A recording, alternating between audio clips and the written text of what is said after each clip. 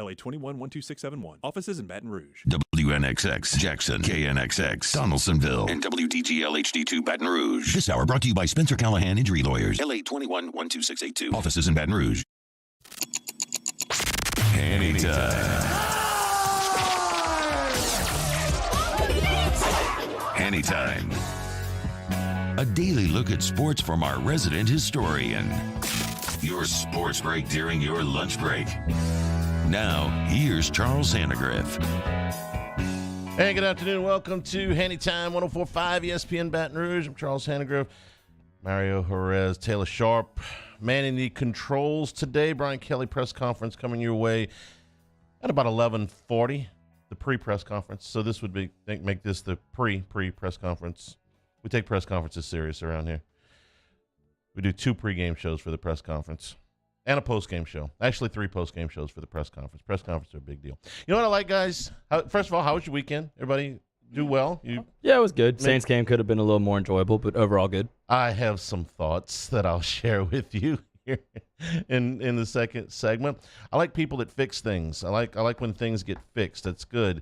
LSU managed to fix their running game, their defense, and the traffic all in one weekend. It's really well done. You had to have a little bit of faith going into the fourth quarter, but all of those. Did they run the football better? Yes. Is defense better? Yes. Everybody get home before mass on Sunday? I think so. I think did pretty well. Tigers beat Mississippi State 31-16. Here are the big takeaway. First of all, this is a big momentum win for LSU. This is the first of what is going to be probably a half a dozen what I'm calling toss-up games. And if you watched around the rest of college football this weekend, these were games that we thought, in the summer leading up to the season, there were going to be a lot of toss-up games. We're talking about toss-up games that are anywhere, from, say, a pick-em to anything under a touchdown, really, is kind of what we call a toss-up game. And if you watched Auburn, if you watched Arkansas, if you watched A&M, if you watched Florida, there's a whole bunch of these coin flip games. How do you play? And LSU was a small underdog in their own stadium, and they went to the fourth quarter trailing. So a few key points in the game that I thought were crucial. One of them came at the end of the first half, and it's easy to forget in the aftermath and LSU getting the win just how crucial a point in the game it was. LSU got the ball back with 2:14 to go in the first half, down 13-0. If they go very quickly there, if they don't get points, Mississippi State goes to the locker room with the momentum, and they get the ball to start the second half. I thought it was a key point in the game, and it got ignited by a couple of Jaden Daniels runs. And then the slant to Jenkins for the touchdown that got him within 13-7 right before the break. I thought it was a huge, huge momentum shift, and I thought it carried over a little bit. I thought the defense came out. It was a really good opening, crisp series to open the second half. They got off the field in a hurry, and I thought it started to move things in LSU's direction. But it didn't take for the rest of the game. Things kind of settled in, and it was a back-and-forth affair for the rest of the third quarter. If it's back and forth and you're down 2 scores, it feels a lot different than if you're one play away from taking the lead. And that's how it was for most of the third quarter. LSU was within striking distance. And then the 2 drives that if LSU takes off and goes on a little bit of a run here and they win more of these toss-up games and they lose, you probably look back to a couple of drives. You look back to when the punt was fumbled and LSU got at point-blank range, obviously, punching it in there. And you say, well, yeah, they got the ball inside the 10-yard line. But you're not guaranteed to score there. You got a penalty on the very first play, so you're playing goal to goal from the 14-yard line. Daniels' run there was very, very key, the first one, but before the touchdown run. And then the drive that I think was probably the most important of the night, even more important than the one at the end of the first half, or the one that gave them the lead, which was the one that started at their own 15-yard line. These are the drives that good teams put together. You're at a point in the game where you're clinging to a one-score lead, clinging to a one-point lead. What do? Do you make the big mistake that costs you the game? That's what happened to LSU down in the Superdome. It didn't happen until the extra point, but you made the one big mistake that cost you an opportunity to win the game. Or do you put your opponent away? They put their opponent away. This is a drive that goes 14 plays, 85 yards, 6.5 minutes. You want to talk about clutch plays?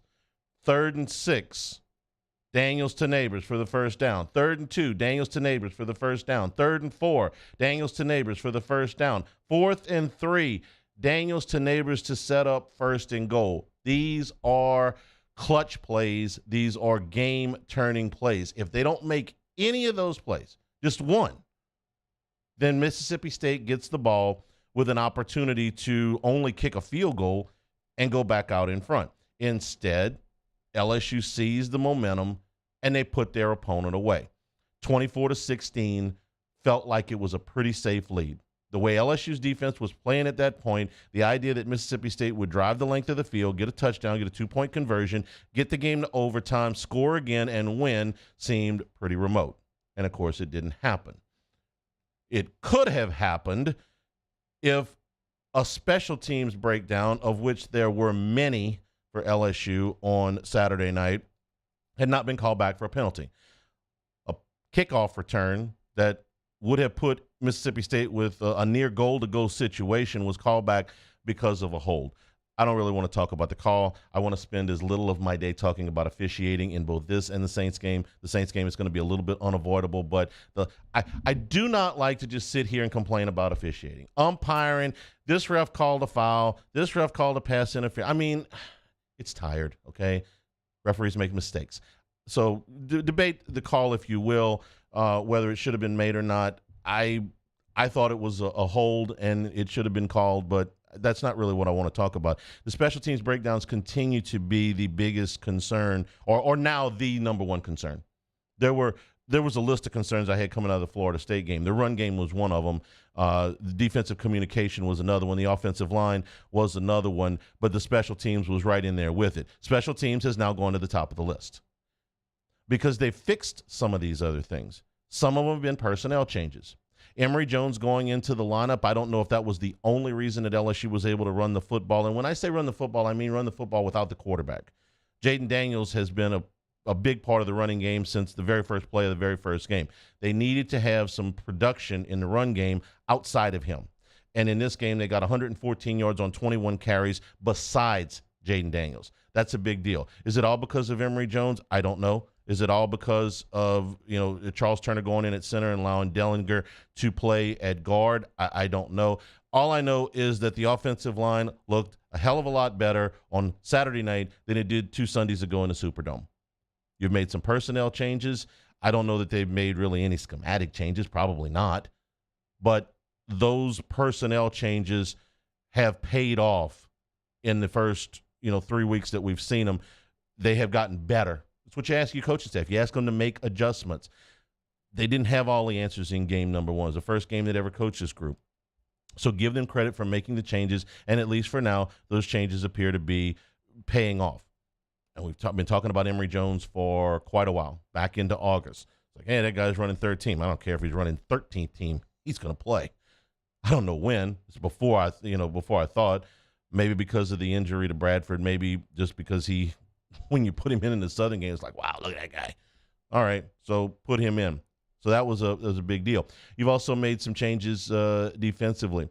What was the big takeaway defensively in the Florida State game? You couldn't get off the field on 3rd down.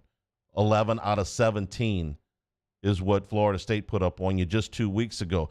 The other night it was 4 of 13 and 1 of 4 on 4th down. What else? What have you done there? There's been some personnel changes. Micah Baskerville makes a difference. Harold Perkins. I mean, if you really want to get excited about the future of LSU football, go watch Campbell. Go watch Jones. Go watch Perkins. These are young players. These are guys that are, playing in their first month of college football, and they already look like they're difference makers.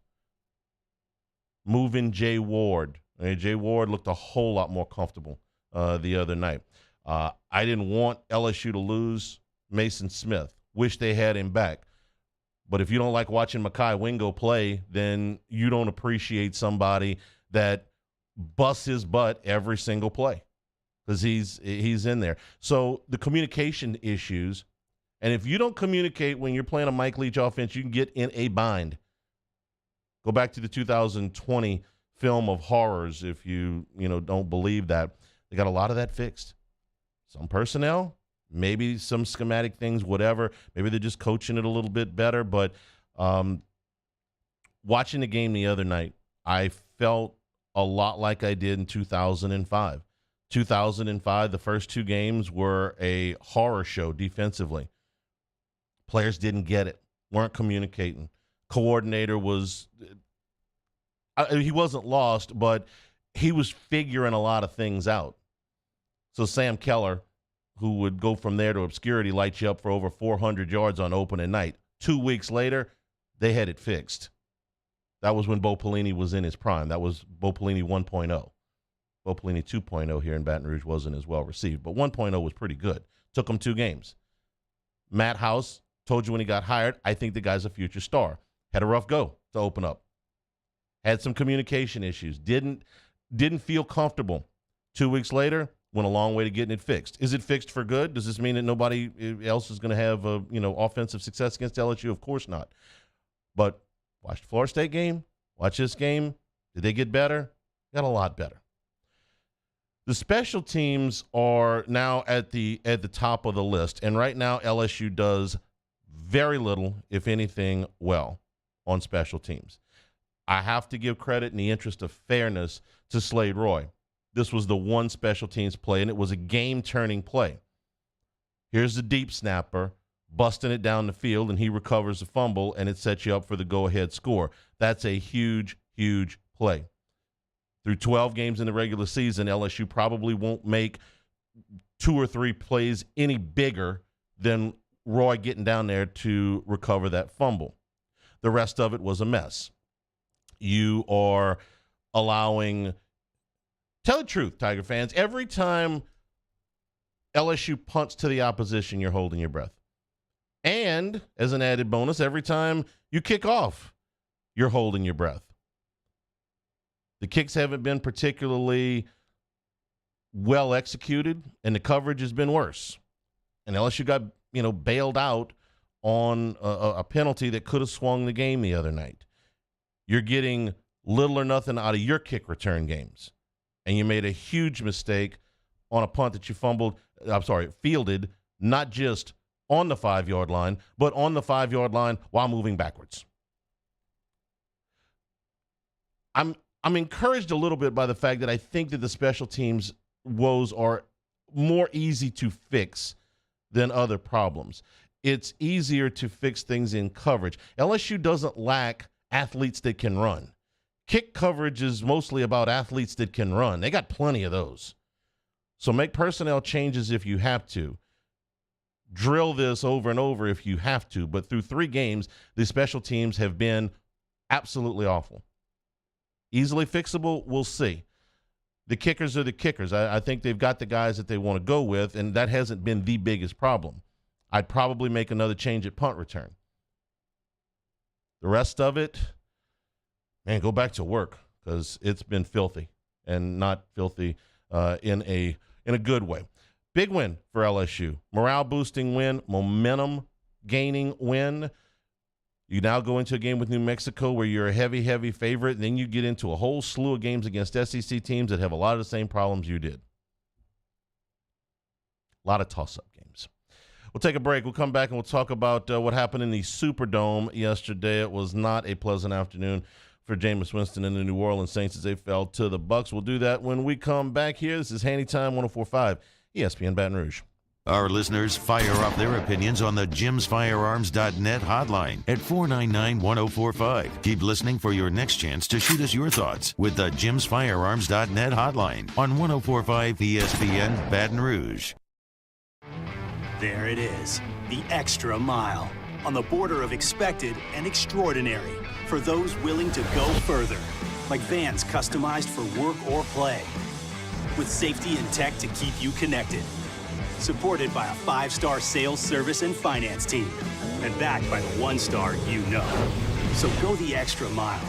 It's never crowded because so few have what it takes to go there. Mercedes-Benz Vans.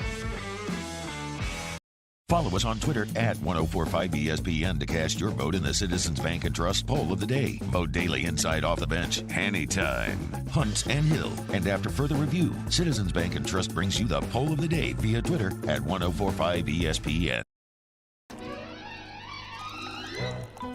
Le posso offrire un caffè? Andiamo insieme da me, non c'è. Call Mr. Electric today for electrical repairs, upgrades, and installations. I'm Jay Ducote. I grew up learning how to cook at LSU tailgate parties and right in my own backyard. And I created JD's Louisiana products to bring that Louisiana flavor to you at home for your backyard cookout. JD's Louisiana barbecue sauce, Louisiana molasses mustard, spicy and sweet barbecue rub, and more are available at your local supermarkets or by logging on to jducote.com/shop. Put in promo code CST for 25% off at checkout. Bayou Chrysler Dodge Jeep Ram has $12,000 off MSRP on all new 2022 Ram Black Widow trucks in stock. All new Bayou vehicles come with a 1 million mile powertrain warranty and free delivery. If you need sales or service, the crew at Bayou is going to do right by you. This isn't just another day. It's so much more.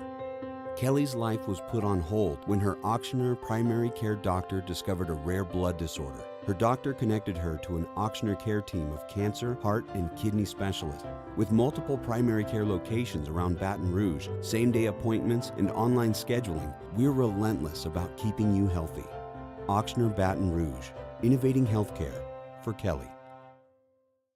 Gulf Coast Office Products is a nationally recognized Savin office equipment dealer based right here in Louisiana. Over 100 employees strong, Gulf Coast has the boots on the ground to support all vertical markets from education, engineering, legal, and finance. With the latest in office technology, from desktop to production segment units, Gulf Coast and Savin have the perfect fit for you. Call 225-756-2644. That's 756-2644 for Gulf Coast Office Products. I've been doing business with Luba for 25 years. They're dependable, trustworthy. It's just the attention to detail with our clients. Our folks have years and years of experience. They're highly trained professionals. But many companies have that asset. What I'd like to think makes Luba a bit different is that we use those talents in a way that truly is dedicated to serving the needs of the folks who depend on us. This summer, meet Acura's heroes of performance.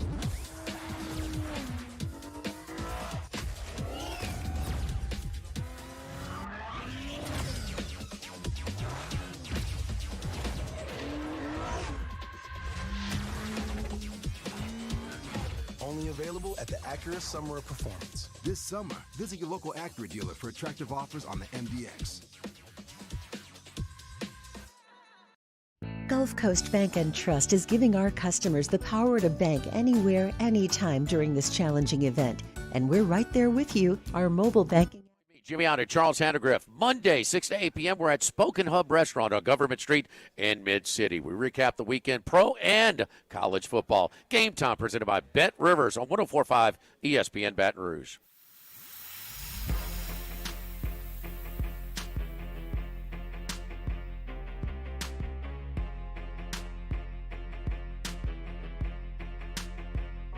This is Hanny Time with Charles Handegriff on 104.5 ESPN Baton Rouge. Seeing to the presser here in about 21 minutes. Brian Kelly going to talk all things LSU Mississippi State and LSU New Mexico. Buccaneers beat the Saints in the Dome yesterday 20-10. Let's talk about the ruckus first before we talk about the other things in the game. Mario, you were calling the game in Spanish yesterday in the Superdome, so you had a perfect view of this.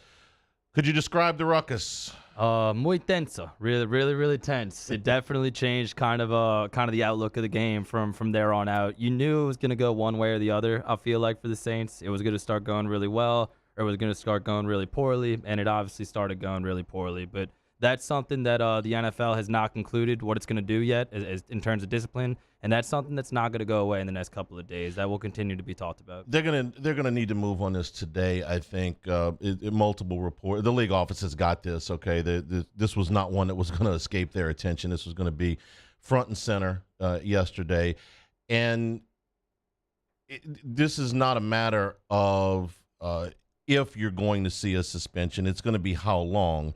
And how many suspensions are you going to have? Mike Evans has to be suspended. And because this is his second offense in the same building, in the same scenario, where he goes from near the sideline, and this is the part where I'm asking you for your vantage point, Mary, because you were in the Superdome. All I could see was what was on television. What I saw on television was Mike Evans get almost to the sideline, very, very close to the sideline, probably within 2 to 3 steps to the sideline, turn around, take a run and start, and cheap shot Marshawn Lattimore. Okay? Second time he's done that. Last time it got him a 1-game suspension. This time it's got to be more than that. You can't be a multiple offender with the same guy in the same building with the same offense and give him the same punishment. That doesn't work. It has to be at a minimum doubled. It's got to be a minimum of 2 games. If it's more than that, that's fine. My real fear is that they're going to suspend Lattimore too. And listen, he's jawing at Brady. Brady's jawing at him. This goes on 60 minutes on every NFL football field. It gets a lot more attention now because it's Brady. I get it. And after he threw his little temper tantrum and broke his computer on the sideline. By the way, Gordy told me if I get frustrated with you guys, I'm not allowed to throw this Microsoft Surface. These things are expensive. After the jawing goes on, then you got a little bit of pushing and shoving. At that point, I really thought that it was going to be, like bleep you, no bleep you, a little bit of pushing and shoving, and everybody back to their corners. It's a tie game at this point. I mean, this is one where you really can't afford to lose personnel or field position over this. And what happens? Evans comes in from, 20 yards away? 15, 20 yards away, nearly off the sideline. He wasn't completely on the sideline, but he was almost there. And he cheap shots a guy. And this whole melee is because of him. Was Brady mouthing? Yes. Did he start mouthing? Yes. That happens all the time. Was Lattimore yapping back at him? You bet. Happens all the time.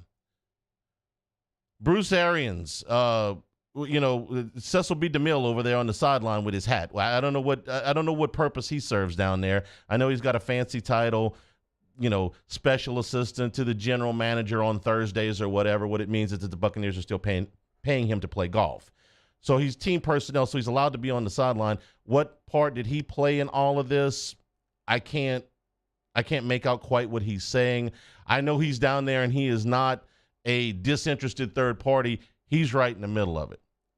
If Evans doesn't come back from off the sideline where he is and cheap shot an unsuspecting player, a player obviously didn't see him coming because Lattimore doesn't even brace for it. He just gets clobbered. Second time he's done this. We know a little bit about Mike Evans. We know how soft he is. The guy's a tremendous talent. But if you were here in what I'll refer to as the Johnny Manziel game in Tiger Stadium, you saw just how soft Mike Evans is. LSU had a cornerback they named Rashard Robinson. Robinson probably weighed 170 pounds if he has rocks in his pockets and a belt full of wrenches.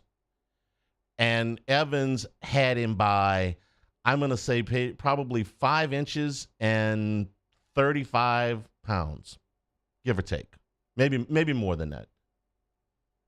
Robinson ate him alive. I mean, he was so into Evans's head that Evans was a complete non-factor. And the guy's a first-round pick. I mean, you see, he's a big, fast, strong receiver. He is soft. He's a front runner, okay?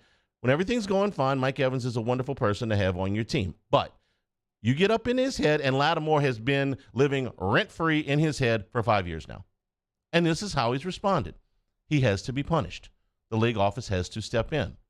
I don't think that anything that anybody else on the field did rises to the level of a suspension. Should they have made a few more ejections? You can make that argument. I'd have definitely told Arians to keep his ass on the sideline, shut up. First of all, we can play the game without you. Brady's got to play. Fournette's got to play. Lattimore's got to play. Evans has got to play. You don't need to be here. You're going to be part of the problem. You can carry your ass back up to the press box. So we'll see what the league does. If the league, this is what, if I were on Park Avenue, based on what I saw, this is what I would do. Evans gets a 2-game suspension. Lattimore gets a fine. Probably a few other finable offenses on the field, but the only one that rises to the level of suspension is Mike Evans. And it has to be for more than 1 game. If it's not, then Evans can go on about his business and know that he can go cheap shot anybody he wants in the league, and the suspension is 1 game. So is it worth going to take out somebody's best cornerback or best player on defense for a 1-game suspension? If that's all that they're going to do to him, he might decide that that's plenty good enough. This is not an officials on the field thing, okay? I understand why they threw both of them out of the game. Was it the right move? I don't know that reviewing the whole thing that Lattimore should have got run, but I understand why he was. You got a time crunch there. You got 100 players, 36 coaches, 70,000 fans, and a TV audience going, hurry up. Okay, we'll just err on the side of caution. We're going to run both of you. But the league office has the benefit of time, slow motion video, wide angle shot of this thing. And if they see anything more than what I was able to see on TV, or Mario, what you were able to see in the Superdome, then they can up those penalties that I just talked about. But if all they see is what I was able to see on television, it's still a 2-game suspension. Now, the officials on the field. The Bradley Roby call was terrible. Did somebody call from the league office and say, Tom Brady's upset, go call a stupid penalty on the Saints? No. I'm sorry. My level of paranoia does not reach those levels. I think that it's built into the equation. It should be built into the equation that you're going to have some bad calls. I mean, it's part of life in professional sports, and even more in college sports because those guys aren't as good as the professional guys. You're going to have certain built-in bad calls. Call it 75 yards a game. Some weeks maybe it's 50, some weeks maybe it's 100, who knows. But that's built into it. It's a really bad call on Bradley Roby. So what do I do? I sit here and I scream at the raindrops. The officials are bad. Who cares? Okay? Officials are going to be bad next week. Going to be bad the week after that. They're going to be bad for 16 weeks. Or not. Bad's the wrong word. They're going to miss calls. These guys get a lot more right than they get wrong. I don't want to talk anymore about the officiating. I do want to talk about Jameis Winston. Because Winston yesterday looked like a guy playing with broken bones in his back. Because he was a guy playing with broken bones in his back. We found this out in the pregame. I'm driving to a friend's house to watch the game. I get this text like, by the way, Jameis Winston's got this is the exact tweet. It's like, Jameis Winston's got a broken back. What? I left my house 15 minutes ago. What did I miss? He's got 4 broken. I said, so he's out for the year? His career ending? No. He's going to play. Really? I mean, in my truck, driving across Baton Rouge, I get the text. Jameis Winston's got a broken back, but he's going to play anyway. Oh, okay. Let's see how this goes. Spoiler alert, not well. What bothered me the most about Winston was that there were throws there that he should be able to make 90% of the time. They weren't quite the falling out of bed throws, but they were throws that professional quarterbacks have to make. These weren't decision problems. There was a few bad decisions, and there were at least 3 occasions that I could count where Winston had enough room to run for the first down and clearly couldn't move. My guess is that the errant throws, because Winston's when he is protected and he has an open receiver, he's got a really good chance to hit him. When he's not harassed, when he's not throwing into coverage, there's a receiver running open, Winston will usually hit him. So, he's pretty good at that. Where he fails is when he makes bad decisions and throws into coverages or, doesn't just take a sack and forces a ball somewhere where he shouldn't. But open receivers, yes, he can usually hit. Yesterday he couldn't. Is it because of the back? I don't know. But they turned the ball over 5 times yesterday, and that essentially was the ball game. Did the Roby penalty hurt? Yes.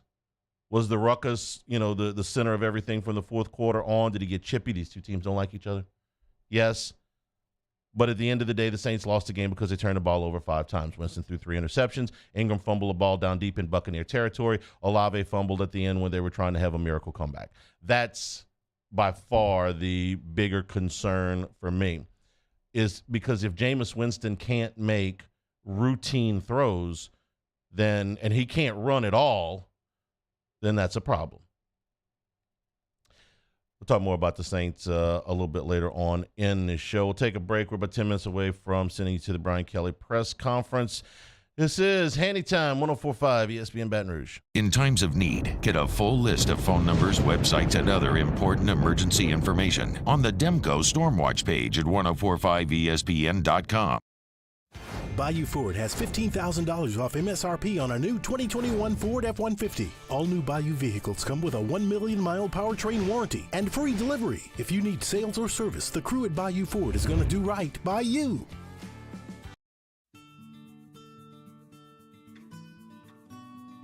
This is a house call. This is a follow-up appointment. This is a diabetes checkup. This isn't just more convenient care, it's more advanced care. This is innovating healthcare at Louisiana's #1 hospital, Auctioner.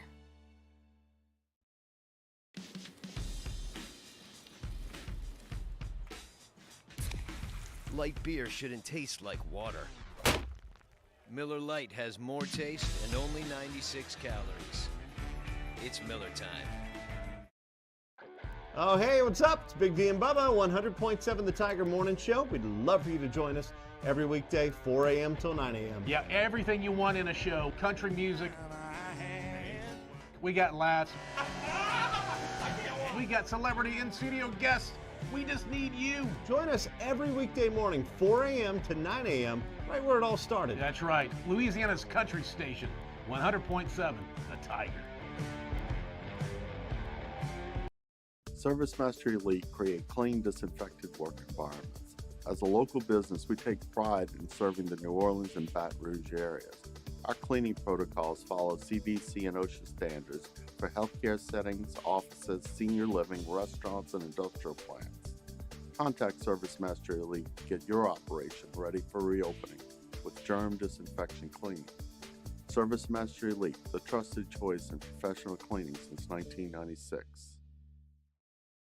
It's no secret. The best oysters in Baton Rouge are at Jolie Pearl Oyster Bar. Enjoy mouth-watering South Louisiana flavor and oysters from all over the country. And don't forget our nightly drink specials.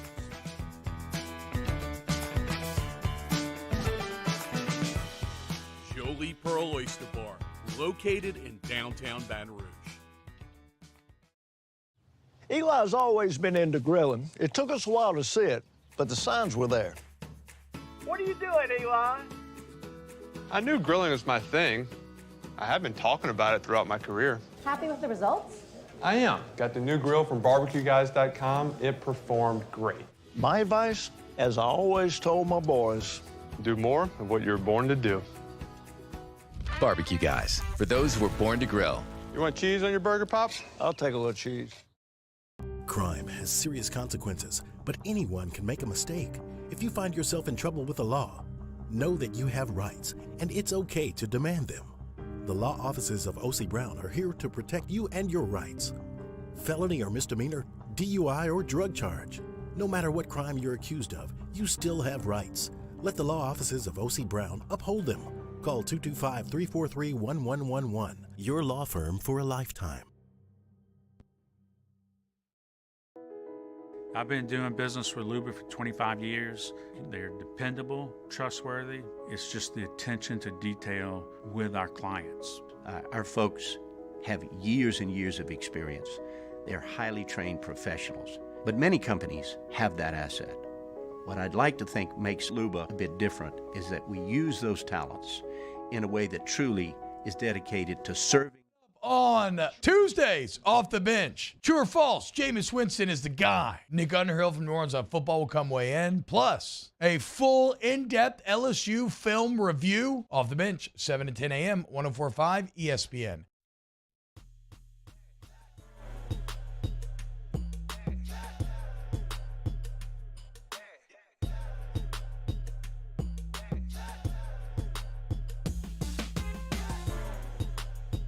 This is Hanny Time with Charles Hannegriff on 104.5 ESPN Baton Rouge. A few questions and comments out of the YouTube chat about in regards to Lattimore. We're getting a little bit of back and forth about his temper issues costing the Saints. To me, that there's a big difference between the trash talking, and he's big on that. Okay, it's just part of his game. And I understand that is not everybody's, favorite. When Chauncey Gardner-Johnson was doing that stuff, it was working. Okay, it was getting under the skin of the opponents. He was drawing penalties. Okay, Lattimore's one of the best cover guys in the league. This is receivers and defensive backs. They jaw back and forth. Everybody jaws back and forth. I'm not inclined to say that Lattimore is faultless in all of this, but his level of participation in this compared to Evans is not close. That's why you can make the argument that maybe he shouldn't have been ejected at all. My argument is I understand why they ejected him in the heat of the moment. I don't think he should be suspended, and I think Evans should. So we'll see. We'll see what the league office does. I would expect something a little bit later this afternoon. Questions about Jameis's back and how did he break his back? I don't know. How much did it affect him yesterday? I don't know. Were some of these throws? I mean, you watched the game. You saw some of these throws. This did not look like a healthy Jameis Winston making these throws. I'm sorry. I've seen him play. When he forces a ball into cover, then okay, well, that's Jameis. He missed a read or whatever. He's making a bad decision. He's trying to force something. Open receivers that he missed, that's why I'm thinking, okay, there's something wrong with his back.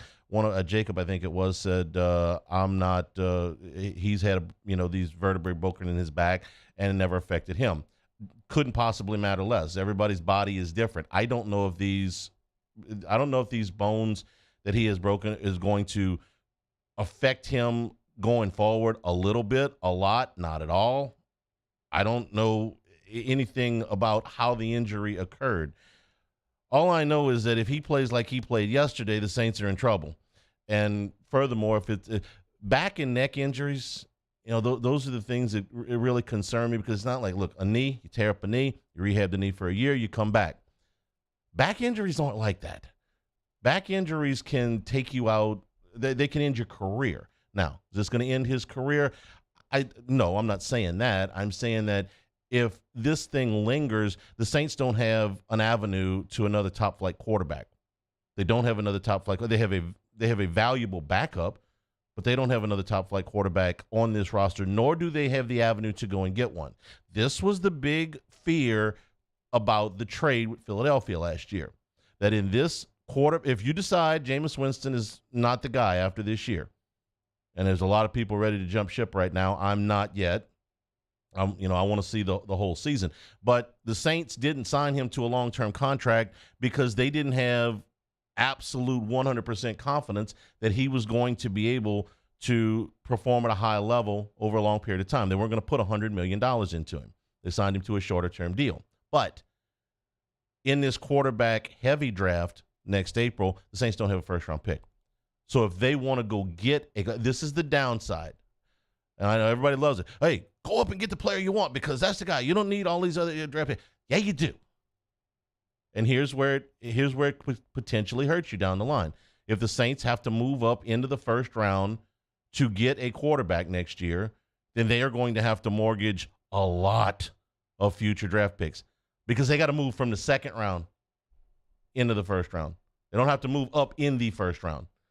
And that's an awful lot of draft capital. That's the biggest fear that I've got today is if they move on from Jameis, move on to what? Move on to who? Hey, Garoppolo's going to be a free agent. He's going to get to play the whole year. See how he does. All right, back on the other side of the press conference. This is Hanny Time, 104.5, ESPN Baton Rouge.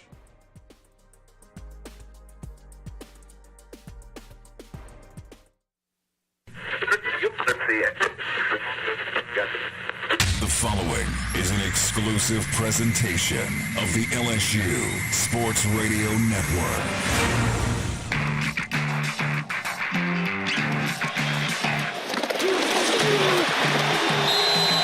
Welcome in to the Brian Kelly Press Conference, delivered by ASAP, the official mobile ordering partner of LSU Athletics. Download the ASAP app today. Coming up, head coach Brian Kelly discusses the week ahead for LSU Fighting Tiger football. But first, from inside the Capital One LSU Sports Radio Network studios, here are former Tiger Gordy Rush and the voice of your Fighting Tigers, Chris Blair. Good Monday morning as we head up to the noon hour. It's the Brian Kelly Press Conference presented by ASAP, hanging out here in the Capital One studios. Still celebrating a big win for LSU. First conference win of the season, first SEC win for Coach Brian Kelly, and a great night, a great game to take in. 31-16. LSU now makes it 2 in a row over Mississippi State with the win on Saturday night. Again, the Tigers move to 2-1 on the season. I always say it, the always important 1-0 start in SEC play. And Gordy Rush, we said really all last week, on this show last week, leading up to the game, always important to get a leg up early in the SEC, certainly in the SEC West. And many think after 2 or 3 weekends of SEC play that maybe the SEC West could be up for grabs in 2022. Of course, time will tell, and there's plenty of football left to be played. But again, back to what I thought was a great performance. And, we're going to talk about the entirety of the game before we hand it off to Coach Brian Kelly at 12 noon. But I wanted to start with defense because we talked about it Saturday night as the game progressed. Obviously, the SEC today took note as well. B.J. Ojulari named a little less than an hour ago Defensive Lineman of the Week in the SEC. And Jay Ward, no surprise, Defensive Player of the Week in the SEC. And I thought outside of a couple of early missed tackles, the tackling got better. The scheme from Matt House seemed to be a perfect recipe against this air raid assault. And LSU got after Will Rogers, who, again, came into the game completing nearly 80% of his passes through 2 games. He started the game 10 of 11, then finished 14 of 31 after that. Again, 24 for 42 on the game, 57% completion. There were some bad passes, rush passes. There were some drop passes. But it was because LSU's defense was disruptive to the air raid on Saturday night. Chris, I'll take 2 steps back and even go a little further and say the improvement that this team has made in 2 weeks from the opener against Florida State with a new defensive coordinator. You've got new personnel transfers and so forth in this lineup. A lot of new freshman faces playing in the top 22 on the defensive side of the football. And the mistakes they've been able to clean up from the Florida State game and get right against Mississippi State, and one of the better schemes and one of the better play callers in college football. Fantastic improvement over the 2 weeks. Really, really impressed with what Matt House did.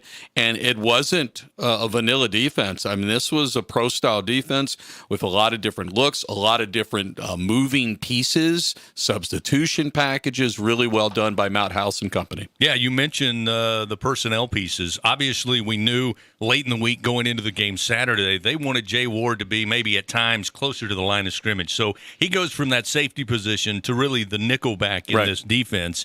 They moved Greg Brooks to the safety position. And, well, I guess if you're just judging on Saturday night, worked well for Jay Ward and LSU. Again, Defensive Player of the Week in the SEC, tied a career-high 11 tackles, 1.5 tackles for loss, and really sealed the win with his 6th career interception when Mississippi State had to put the ball in the air to move down the field. They went long, relatively long, for that offense, and Ward able to just take it away and seal the game. Oh, fantastic. And he's shown his versatility. He started at cornerback when he came to LSU, and they moved him to safety. But moving Jay Ward to that nickel position got him closer to the football, and that's important against Mississippi State because of his physicality and his ability to diagnose plays, especially the slip screens and all those flare routes to the running back, how involved he was in that quick game that Mississippi State likes to run. He was fantastic, and again led to 11 tackles. And I really like the secondary as a whole in their tackling on Saturday night. Again, they have to get them down. You can't allow a 3-yard completion to become a 15, 25, or 30-yard completion. And I thought all around the guys out on the corners and down the field did a great job of tackling when the play was made.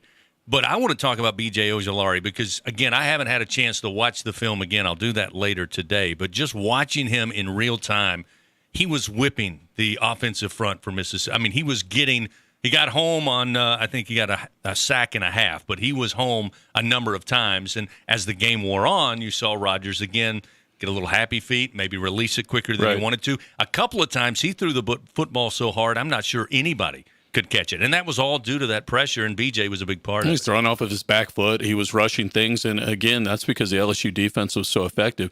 Look, what's really impressive about Ojulari to me is the flexibility, the versatility that they're using him now. You remember 2019 when he started, he was just an edge rusher. They brought him down on that NASCAR, that third down package, and he came off the edge. And he's playing the jack linebacker, and he does some of that. He also plays in space. But Chris, what really jumped out at me in this game, looking at the replay of the game, is that Ojulari at times would line up in the middle of the football field as an inside linebacker, and they'd bring him in between the guards and the tackles, not off the edge.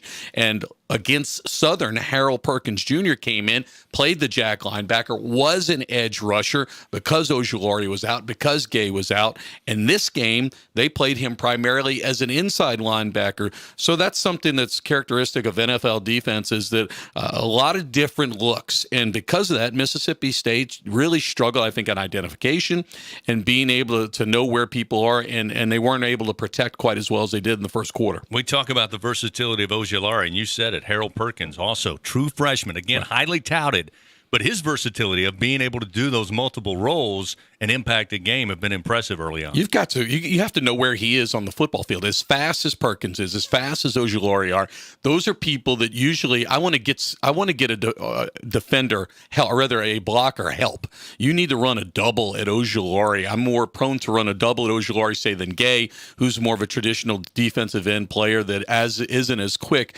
as a rusher. And you start moving those guys around. Will Rogers has got to be able to identify. It's harder for Mike Leach, who wants to run a little bit of tempo, to slow things down now, to identify where the problem areas are.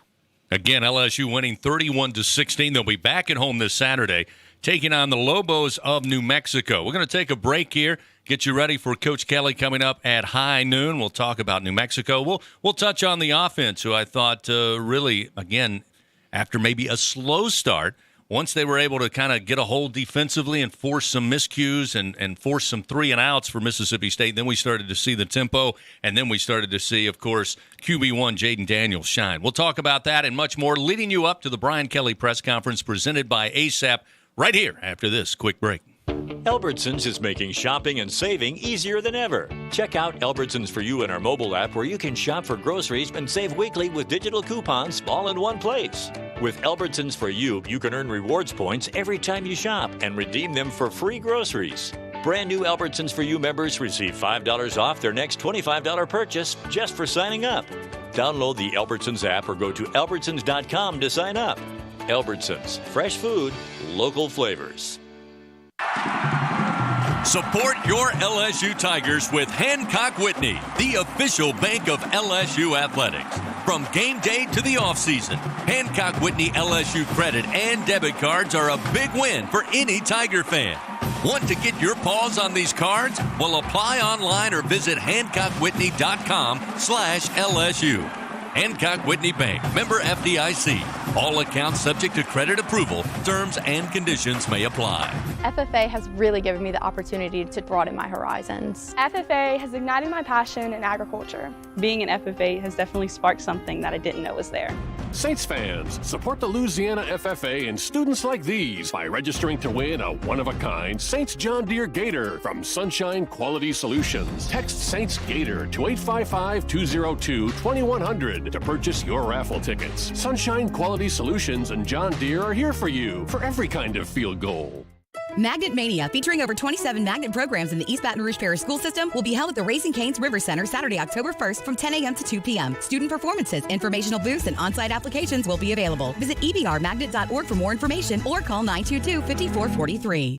Come to City Slice for game day pizza and pints on Chime Street. LSU football, Premier League soccer, World Cup, basketball, and more. City Slice near the LSU gates on Chime Street is your sports watching destination. City Slice Pizza and Pints. Online at cityslicepizza.com. More. Coach Kelly is just moments away from previewing the week for the Fighting Tigers. This is the Brian Kelly Press Conference, delivered by ASAP, the official mobile ordering partner of LSU Athletics. Once again, here are Gordy and Chris. Keeping our eye on the Lawton Room, our video feed into the Lawton Room. Yes. Be ready when Coach Kelly takes to the podium. Don't want to miss a single word, so keep you posted on that. Again, Tiger fans, make sure download the ASAP app. Get all of your game day needs delivered right to your door. ASAP, the official mobile ordering partner of LSU Athletics. We talked defense in the first segment, Gordy. Defense, let's talk offense a little bit. Jaden Daniels again.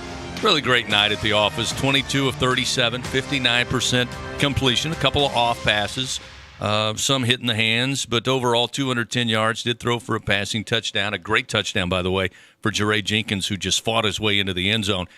Jaden rushes 93 yards, gets his second rushing touchdown of the year. But I want to start with Malik Neighbors because he's just incredible to watch wherever he is on the field. He had a great night, 6 catches, 76 yards, targeted on 7 times Saturday night. And that one drive converted all 3 of the third downs. And then the 4th and 3 he converts that sets up eventually Williams' score. And, sometimes we overuse the term, a matchup nightmare. Yes. But, I mean, he's just got the skill set, the power, the speed, the vision. He's just tough to cover. Reminds me a little bit of Jarvis Landry when he was here at LSU as a mismatch problem in the slot. One, he's very quick and is able to get off the jam. And as you mentioned, he's physical with the defensive back. And so what happens when LSU's going 3 or 4 wides, he's always in the slot, and he's drawing a safety in man coverage or a nickel. So that's usually the third best cover guy. I mean, you've got Boutte out there that's a problem to begin with, a projected first-round pick. On the other side, if it's Jenkins or Brian Thomas, you need size. So you're getting the third best defensive coverage guy, and Neighbors is so elusive. He ran an out route and converted a third down on that possession. He ran a little rub route, a choice route, if you will. He was able to convert the next one. Mississippi State came up tight. The defender wanted to play bump and run and sit on the sticks. They ran right by him on the fade. It was a great 4th and 3 call. Jaden Daniels targeted 10 receivers on the night, connected with 8 different players in the game. In the running game, we saw the return of John Emery, which everybody loves to see. Had 11 carries for 32 yards. There were a couple of plays where he was a step or 2 away from getting a big play, big chunk yards. Armani Goodwin, 9 carries, 76 yards, had the final blow to the Bulldogs with that 47-yard fourth-quarter touchdown. The running game, I think, the numbers are not going to knock you over. And I'm sure Coach Kelly's going to talk about it, Gordy, that we've got to be able to improve running the football. But in that particular game where LSU won the turnover battle 2-1, gives them an extra possession, and the time of possession, which Coach Kelly said all week was key against this particular team, LSU wins that 32-42 to 27-18.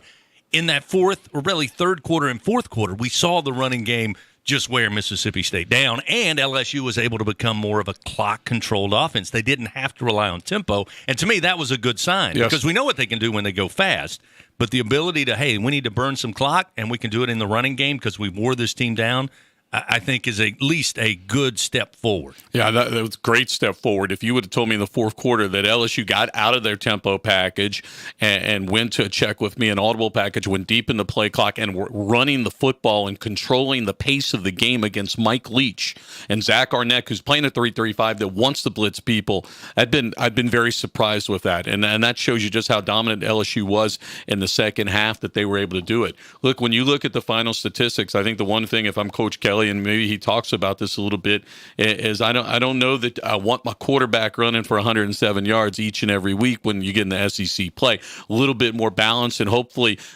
some of that's scrambling naturally, and Daniels is so elusive, and you want him to continue to do that. I think as this young offensive line continues to mature and this offense continues to find its identity, you're going to see a better LSU running attack with the running backs sharing more of the load. Speaking of young offensive line, shout out Will Campbell, Emory Jones Jr., first true freshman offensive tackles to start. Really, they think in school history. They feel pretty good about it. I think so. They really, the records after before 1985 are a little hard to come by, but I have under a good authority Todd Politz. Who, yes. Gordy, I know you've seen him. He has those giant leather-bound books with all the stats. He's got the gospel. He says maybe since World War II, the World War II era. So I think it's pretty close. But anyway, they both perform well. Special teams real quick, kind of a mixed bag. I thought Jay Bramblett punted the ball very well for the most part, had a 45-yard average. Ramos had the 35-yard field goal. He did kick one out of bounds.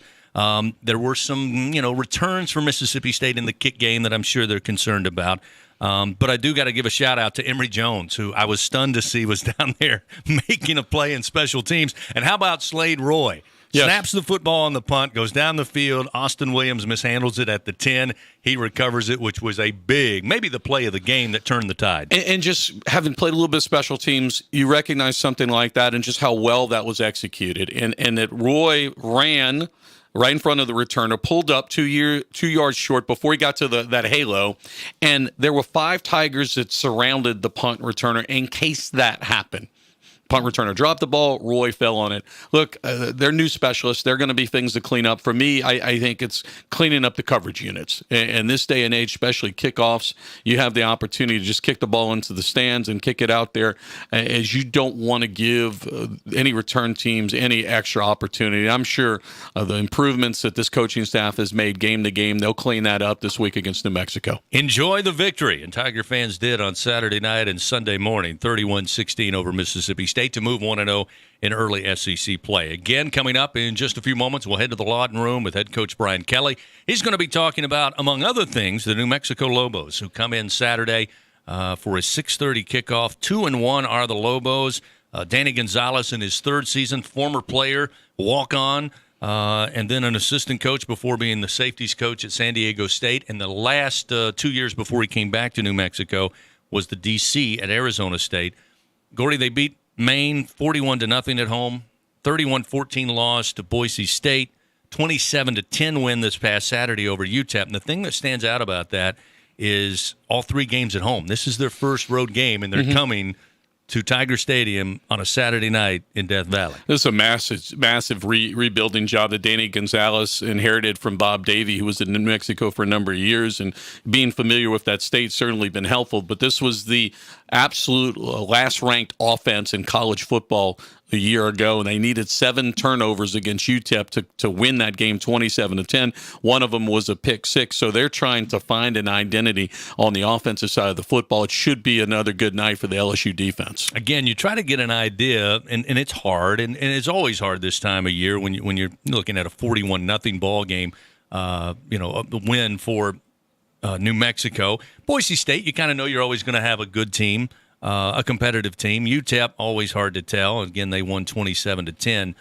Kind of a balanced offense, but again, those numbers could be inflated. It's kind of hard to get a read on what this Lobos team is going to be all about. Yeah, they've struggled at the quarterback position. Well, I mean, they've struggled offensively. They were 35 yards lower than the second last ranked offense a year ago in total offense. I believe Colorado was the second last ranked. So that's how off they were a year ago. It's been a little bit of a mess, but New Mexico, and we want to show some love to former LSU assistant AD Eddie Nunez, who's over there doing a nice job with it. I think he's got the right guy that knows about recruiting in that state and knows what's necessary to get back to where this program was under Rocky Long, who had really done, the old head coach did a nice job and had New Mexico as a competitive football team. They do a much better job on defense than offense. The tough task for them to come into Tiger Stadium. Yeah, I think it is a good hire when you look at Danny Gonzalez, and I mentioned his background because he's been in Pac-12 area, Pac-10 soon to be.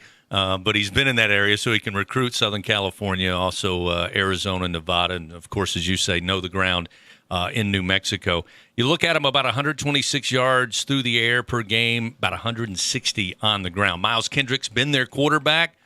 He's thrown 64 times. He's completed 36 through 3 ball games. Has thrown 3 touchdowns, but also 3 INTs. Yeah, no, absolutely. I mean, again, work in progress here as Coach Kelly steps up here, not running the football. They want to about 70 yards per game out of their top 2 backs, and that's against three teams that they should compete with. So it's going to be, again, a tough task for them against the Tigers. Let's hear from our head coach. Here's Brian Kelly. Some individual performances have already been highlighted.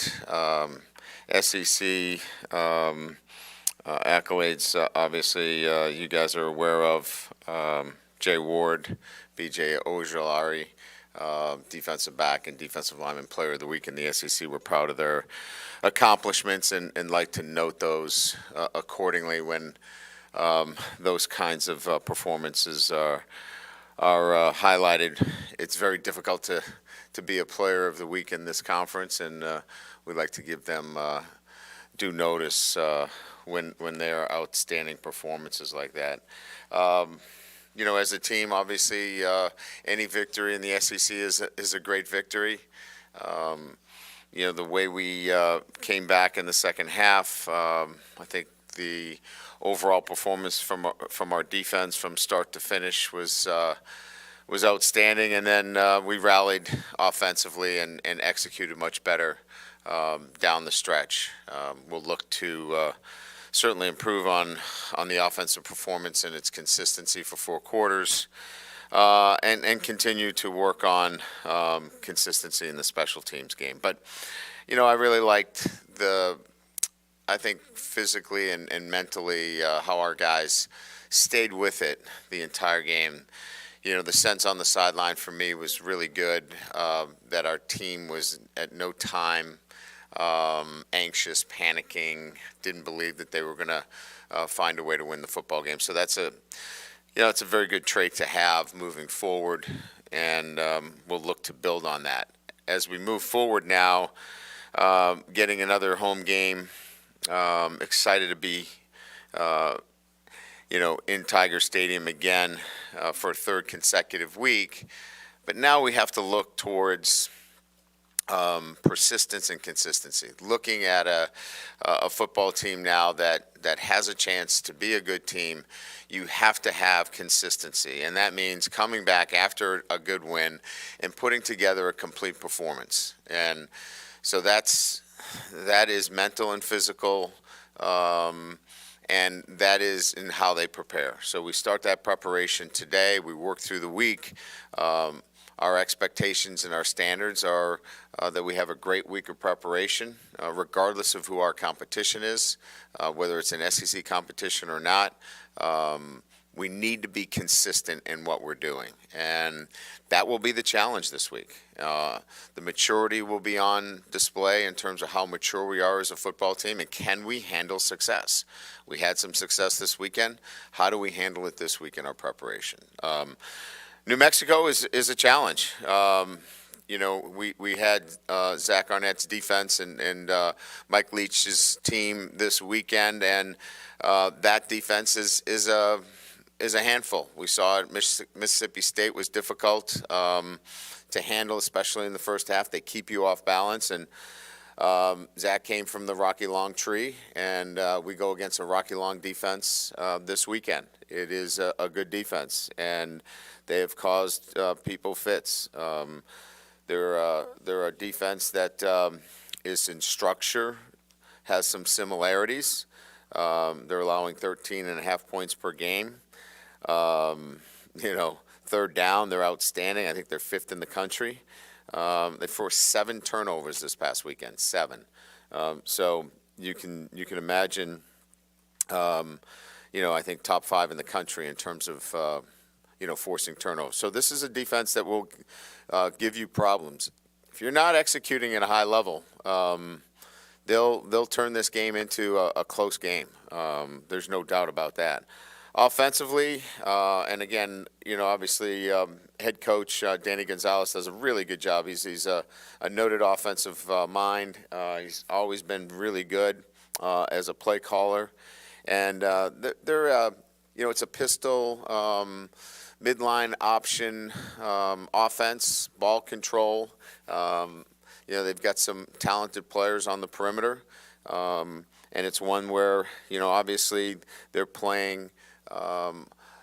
Obviously good defense and very opportunistic on the offensive side of the ball. So Kendrick is the quarterback from Kansas. He transferred in, athletic, and we'll have to do a really good job with our option responsibilities. But again, I think, as I mentioned, a lot of this is in our preparation and consistency and how we handle things going into this weekend. So with that, we'll open up to questions.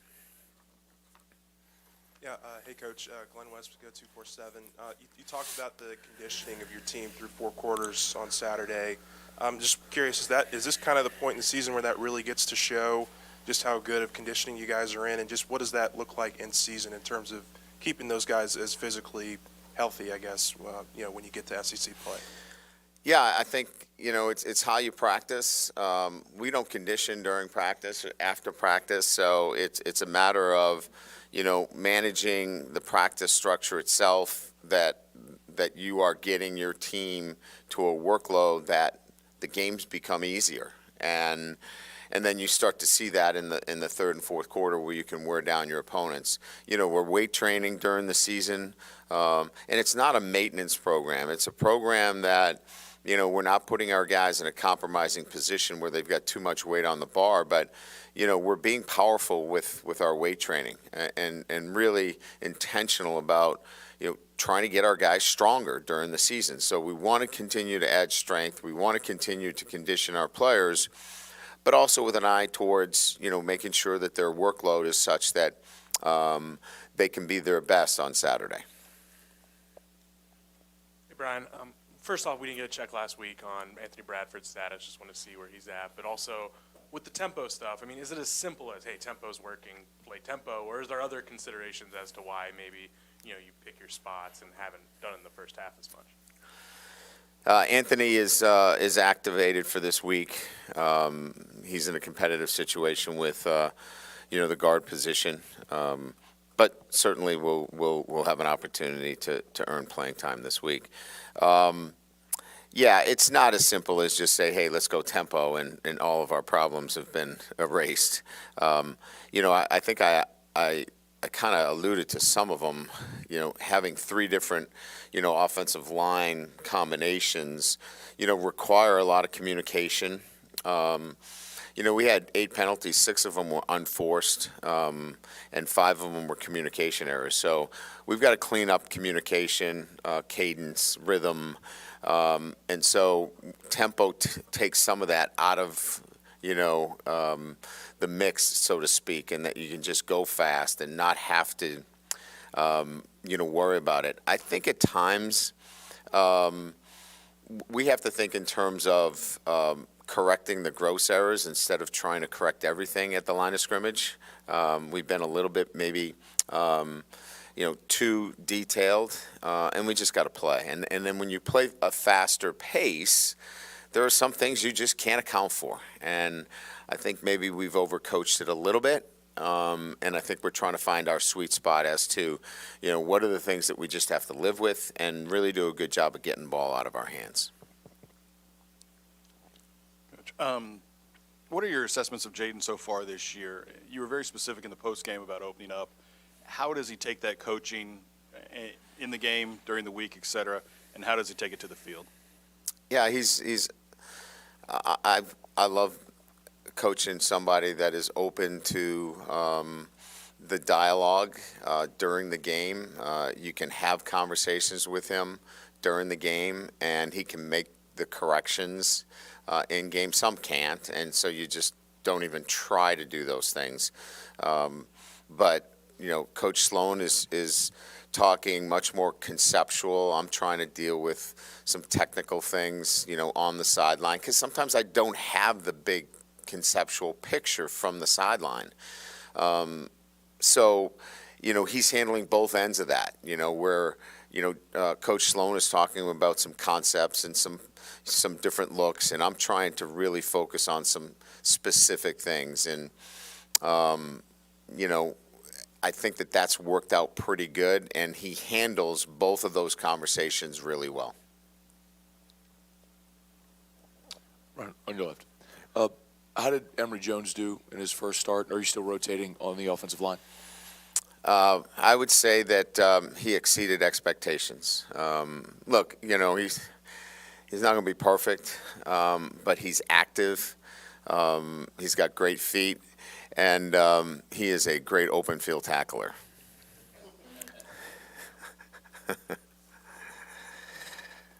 Brian, Will Sender from The Advocate. You talked about this a little bit after the game in terms of how Kayshawn getting double covered is opening things up for Malik. At the same time, do you feel like you guys need to do some different things to get Kayshawn going, or is that just going to kind of have to maybe live with that a little bit? Yeah, I think that's a little bit of both. I mean, I think look, this is never one-sided, right? It's never all on the player. It's never all on the coach at this level. I think you have to look at both, right? We got to look at how we can move him around and utilize his talents, and then he's got to continue to work hard and work on his skill set, and continue to work hard in practice. So it's always going to be that at this level, at the next. It's always going to be on the player. It's always going to be on the coaching staff to work together. This is working together as a team. Is how you get better. It's never just one side of it. So absolutely, we've got to do our job as coaches to move him around and be creative, and he's got to do his end of continue to work hard and be the best player he can be. Hey, Coach, here in the middle. After looking at the film, what were your thoughts on some of the special teams that you had, the decisions to catch punts, the punt return coverage, the kick return coverage late in the game? I know there was a hold called on that late kickoff, but did you still see a breakdown there? Yeah, so a couple things. The kickoffs are a direct result of the kicks. The kicks that have been returned have been line drives down the middle of the field. That is going to compromise your coverage. We don't have a chance to get off blocks and get properly covered. Now, can we get off some blocks and make some plays? Absolutely, and we've got to be better there. So this is not all on the kicker. However, it does expose you with those types of kicks. As it relates to the fielding of the punts, we got to coach better. I mean, and I've got to be involved in that and make sure that those guys are absolutely clear in terms of they cannot move their heels, past the 10-yard line. Greg obviously lost track of where he was. He's a young player. We've got to do a better job coaching him there. The one that he tried to field, he felt like it hit one of our players. Look, when you're looking at it, it's close, but again, that goes to awareness. And maybe we could have coached him better if he saw some Mississippi State players, moving towards the ball. Maybe that's the cue that he falls on it. If he doesn't see a Mississippi State player going to it, maybe he stays away from it. And I think we can do a better job coaching that too. Hey, Coach, right here. How do you think the run game has been improving kind of steadily so far this year, and how impressed are you with your backs? Yeah, look, I mean, I think last week we talked about, run efficiency and where is that as it relates to, week 2. And I said, I really can't tell you until we start SEC play. Our run efficiency was much better. When we needed to run the football, we were able to do that, to close out the football game. So I'm pleased with the efficiency of being able to run the ball in short yardage situations to close out games inside, the 10-yard line, what we call, our white and blue zone. We've been effective running the football there. And then our backs are kind of what we expected. They're all going to contribute in some fashion, and I think they all did. I think they all lended themselves to what we're doing from an offensive perspective. Getting Emery back helped. You saw him catch the ball out of the backfield. He was really good in pass protection. And I think he'll get better as he continues to get reps, and he'll add to the depth of that position. Ryan, kind of circling back to the special teams question, as you said, maybe it was an effort. He thought that something happened, so he's trying to jump on the ball. Player feels the punt, maybe trying not to let them get the good field position. Can you live with or accept errors that involve effort? I mean, can Absolutely. You live with it a little better? Yeah, as he came off, and my first reaction is, "What are you doing?" Right? And as he explained his position on it, you really can't come back with anything else other than, okay, let's take a look at it on film. Maybe we can help you with that decision making in the future. But he's trying to make the right play, and those are about as gray as they come within special teams. Moving off your spot at the 10-yard line, that's a little bit different. That has to be coached, and there's got to be more discipline in those situations. So there are going to be some of those gray areas.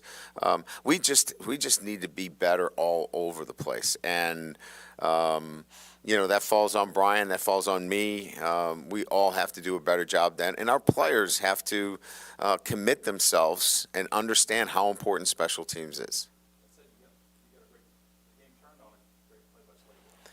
It was a great play by Slade, and the hang time was terrific. It was 4.5 plus, gave us the opportunity to be in position to make the play necessary to obviously get a big play. Hey, Coach. Liam Haley from KLSU Sports here. With how well Howard Perkins played as an edge rusher on Saturday, can we expect him to see a bigger role for him, let's say in edge rushing or blitzing in general? Yeah, I think there's a role for him. Certainly, he adds, something to our pass rush, and we certainly saw that. That's why he, got the opportunity to play out on the edge a little bit, and you saw him inside with some blitzing inside. I think we found a niche for him in terms of where he can help us, and I would say that. You're accurate in that he can continue to evolve into that position. Now, is he going to beat out B.J. Ojolari at that position? I don't think so. But he certainly can lend some support to that position and certainly some dime and nickel packages. We've seen some personnel adjustments on defense, some schematic different looks. How would you assess the job Matt and his staff are doing kind of developing this defense as the season unfolds? Yeah, I think the ability to put the pieces in place, moving Jay down has obviously benefited us greatly. Greg going back to the safety position has added a communication level that's really benefited us greatly. I think that in itself has solidified the back end for us. We've been able to rotate in corners and give guys the necessary rest in that end of things. So, and then we're mixing things up. We're not lining up with one post safety the whole time. I mean, we're lining up and showing one post and playing too high and vice versa. So I think schematically we're where we need to be. The nature of having a guy like B.J. Ojolari and Ali Gay, where you can play 4 down and 3 down and not change personnel, is quite difficult sometimes. And we saw that against a very veteran and skilled offense. Quite frankly, they didn't know what they were getting from snap to snap. Hey, Coach, Jace Lejeune from Gridiron Football. I was just going to ask you about Malik Neighbors and just what can you say about his mentality just from the first game coming off of the 2 punts against Florida State, and then just actually translating that and making some huge plays for y'all down the stretch against Mississippi State, especially in the 3rd and 4th downs. Yeah, I mean, it's, I think we hear this all the time, and that he has, he's been able to focus and refocus. He's been able to, move on to the next play, and that is a great quality to have, especially in the game of football. You're going to have some adversity, and he's had it. He's dealt with it, and he's moved on, and he's stronger for it. He's been really good. We've seen his ability to make dynamic plays for us on the offensive side of the ball, and I just think from that perspective, he's really grown. Coach, what was your evaluation of Brooks and Ward making that switch in the secondary? And then do you have any update on Ward after taking that little knock after the interception? Yeah, we were looking for better communication. And, Jay is a very active player, physical player. We saw that, with the play this weekend. Greg is too, but, Greg is a veteran player that is used to playing back at that safety position and a very good communicator. So it was just getting to know our personnel better and really plugging them in where we felt that we would be, better served, whether it was, on the offensive line, whether Frazier's a guard, whether he's a tackle, whether Emory Jarvis is better at guard or tackle. We're just trying to get to know our personnel and find out what the best lineup is, and that was kind of, what that was. Yeah, I mean, he was a little banged up, but, we expect to have him for this weekend. Brian, ideally, do you want Jaden Daniels to run less, or are you okay with him taking on that much of a workload running the football? Yeah, I mean, I think when we evaluate when he runs, we want to see that if it was within the progression and it was a really good coverage, or maybe that play wasn't great against this coverage. Or we got beat at a particular position and he got flushed, versus you turn down, a potential high-low read, and you took off, right? And so that's what we're trying to evaluate, and it's really a little bit of both. I think there's still growth there where we can stay a little bit more patient and a little bit more locked in on the progression, and then there are sometimes the really dynamic runs that there was just nothing there and he made something happen. So you want to be careful where you go, hey, you're running too much, and then when he needs to be dynamic, he's not. So we have to be very careful, and along the way, keep coaching him to really do a great job of getting through his progressions and seeing the things necessary that allows us to be balanced in both. Ryan, obviously you were really high on Mason Taylor in the preseason. Just how would you evaluate what he's done so far? What is it kind of about him and his skill set that's allowed him to play and sort of take over that role as a freshman? I think he's very confident in his ability, so I think it starts with confidence first. I think second, it's a pass-catching tight end, a guy that has really good hands, his ability to run after the catch, extremely athletic. So I think it's skill set, confidence, and he's put on the necessary size to, go into traffic and make some plays. We didn't find him very well on Saturday. Maybe a couple of freshman mistakes. He stepped out of bounds on an arrow route where, he needs to know where he is. But, those, I'm okay with those. That's a learning curve. And those are great opportunities to point out to a freshman that he's not going to make that same mistake twice. But I would say confidence, and then just the physical attributes that he has.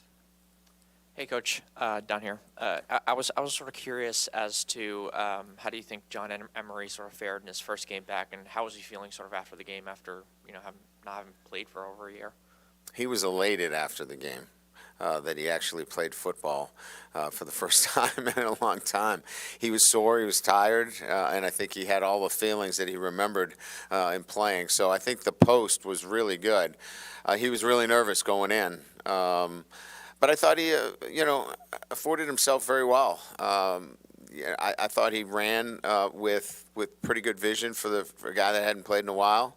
I talked about rust. There was some, but again, I think all in all, caught the football, played with low pads, and he'll get better. So I thought a good first game for him. Coach, you have four right here. Oh yeah, sorry. In the front. You have 4 place kickers on your roster. How have you seen the recruiting landscape for kickers change over the years, and have you ever changed kickers mid-season? I think I have changed kickers in mid-season. I'm not interested in changing kickers right now. I think our kicking situation is much more technical than it is anything else. We've just got to clean up some technique. But we've got a scholarship kicker as well. We've got a transfer from Northwestern who's talented as well in Finnison. So Dybert, Finnison, Ramos, Peyton Todd's a really good punter. I mean, we're pretty deep in kickers. Bramlett obviously, punted the ball very well. So I really think that there's some great depth there. But we're not going to say there's never competition at the position. If we feel like, we need to make a change in a particular area, for example, we got to change kickoffs versus field goals, extra point, we'll consider all of those things for the betterment of the football team. Great. Thank you. Head coach Brian Kelly getting his team ready to take on New Mexico coming up this Saturday, 6:30. Again, going back over the win over Mississippi State, 31-16. Take a time out. We come back. We'll give you some notes for broadcasting this week to catch the Tigers. We'll do that right after this. Together, we are partners, setting a new standard for health. Together, we prove that no matter how battle-tested we are, our spirit remains undefeated. Our Lady of the Lake and LSU are creating transformational change and impacting Louisiana with a new standard for healthcare, research, and education. Together, Our Lady of the Lake and LSU are champions for Louisiana. Together, we roar. Learn more at ololrmc.com/LSU. Hello, how can I help you? I'm looking for your new Fast Play games, but really, how fast are they? How fast do you say? Faster than a... Even faster than... Whoa! Hey, that's fast. Introducing new Fast Play games from the lottery. Get in between for $1. Rev up with $2 Super 7s. Bet on Black Cherry Bingo. Get the winning score with $5 Saints. And finally, it's a party with $10 cash extravaganza. Win up to $50,000. Must be at least 21 to purchase. Everyone is ready for Monday night on ABC. And the NFC race is wide open. Dalvin and the Vikings are cooking. Jalen Hurts and the Eagles have expectations flying. Devontae is tapping toes. And so are the Viking faithful. Ready for football. Vikings-Eagles, tonight at 8 p.m. Eastern, exclusively on ABC. Tuesdays at 6:30 on WBRZ Plus. Sports is taking over. Sports 2's Michael Cobble, Matt Moscona from ESPN Radio's After Further Review, and recruiting expert Shay Dixon are covering your teams from all angles. The Tigers, Jags, and Saints. They're breaking down all the action from the weekend and looking forward to next week. The Sports Takeover. Watch WBRZ Plus on Cox 11, ETEL 2, over the air on 2.2, or like and follow the WBRZ YouTube channel. This is the Brian Kelly Press Conference, delivered by ASAP. Couple of news and notes before we finish out on this Monday. Again, congratulations to B.J. Ojulari and Jay Ward, named earlier today SEC Defensive Lineman and SEC Defensive Player of the Game. Coming up Saturday, LSU will take on New Mexico inside Tiger Stadium. Again, kickoff just after 6:30. Later this week, chance to hear more from Coach Brian Kelly on The Brian Kelly Show, live from TJ Ribs. We'll get that underway Thursday night at 7 o'clock. Then on Saturday, we'll get things cranked up 4:30 with LSU Game Day from Tiger One Village. Hunt Palmer, Marlon Favorite, Brandon Taylor will be there to set the table. Then Doug Morrow and Gordy Rush will join me for the call of the action between the Lobos and the Tigers. One final note, the kickoff for LSU's first road game in SEC play coming up October 1st at Jordan-Hare Stadium was announced earlier today. That one will get started between Auburn and LSU at 6 o'clock. Thanks for joining us today. Thanks, as always, to Gordy Rush, and we'll be back here next Monday for the Brian Kelly Press Conference presented by ASAP. This has been the Brian Kelly Press Conference, delivered by ASAP, the official mobile ordering partner of LSU Athletics. Download the ASAP app today.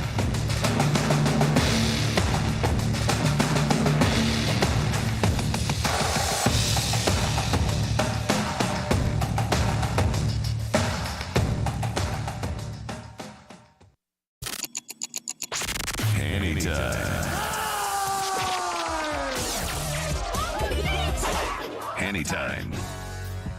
A daily look at sports from our resident historian. Your sports break during your lunch break. Now, here's Charles Sandegriff. Welcome back into Anytime 104.5 ESPN Baton Rouge. Take you up till 1 o'clock with Hunt and Hill. Some of the things Brian Kelly said, some of the notes I took listening to him. First of all, handling success. Yeah, that's important. Sometimes it's harder to handle success than it is to handle failure. I think you've got a pretty well spaced out schedule here in September. Now, once October, you got to have the maturity level to balance everything out. But coming out of a season opener, neutral site, you lost a game, you came back home opener in a game that you were a heavy favorite. Then you open Southeastern Conference play at home. You didn't have to go to Arizona. Get back in the middle of the night, middle of the morning, and you get that win. You come back with an opponent that you are a heavy favorite over. Now, all of those scheduling advantages, you put a lot of thought into that. Order, the sequencing of it is important. You get that out of the way. You get into Southeastern Conference play. You got to be able to balance it. But for now, handling success should be a relatively simple task this week. They won a game. They should feel good about it. They did not just win the Southeastern Conference Championship. They have a non-conference opponent coming in that they should handle easily. All right, so that's good. He talked a little bit about conditioning, which is something maybe I should have brought up. We talked about it a little bit on the post-game show. LSU in the two fourth quarters that they have played against Power 5 competition, they have dominated. They go to the fourth quarter behind 6 points this week, and they win by 15. He talked, though, about where the workload in the practice level is to the game. They are putting it at a level where the games are easier. And this is one of the things that gets talked about a lot. Conditioning programs evolve, okay? You can do a lot of different things. There's a lot of different ways to run it in a weight room and run your off-season program and what you're doing. He said we don't call it maintenance during the season. We're actually trying to build strength. There's a lot of different ways you can do that. But the workload in the practices, we believed a number of times during the Les Miles era, we heard it from players, and we certainly heard it from ex-players when they were out of the program that, hey, listen, some of those practices were so long and so grueling, we left our game on the practice field. There was a famous story when they were at the Music City Bowl where they ran basically a 3-hour walkthrough the day before the game. It seems like they're going to great lengths to make sure that their legs are not left on the practice field. So far, so good. I'm not with them during any of the off-season stuff. Can't tell you. All I can see is the finished product. They have looked like a fresh, well-conditioned team in the fourth quarter. So good for that. He said Anthony Bradford will be activated this week. Did not say why he was inactive last week. All right, let's talk about the special teams. He said the kickoff returns were a direct result of the kicks. The line drives down the middle are tough to cover. No argument. There was some this clears up any of our questions about does he want to kick, in my mind, does he want to kick the ball in the end zone? We wrestled with this for a while too. Les had a deal where he was trying to put the ball in the quadrant in that little box between the 5-yard line, the goal line, the sideline, and the hash. And what happened way too often is, and look, if you can put with hang time, I think they were shooting for a 5-second hang time. Yes, if you can do that every time, which is a lot to ask for a college kicker, that you can put the ball in that box with a 5-second hang time, yes, you are going to be advantageous in your kick coverage. You're going to end up dominating the field position game. Problem is that college kickers, most of them, cannot just put the ball in that box with that kind of hang time on demand. So you ended up with a lot of kicks going out of bounds. What Kelly is telling me here is that they don't have Avery Atkins anymore. Avery Atkins was a wonderful weapon to have because he went up, he kicked the ball out of the end zone or unreturnable probably 90% of the time.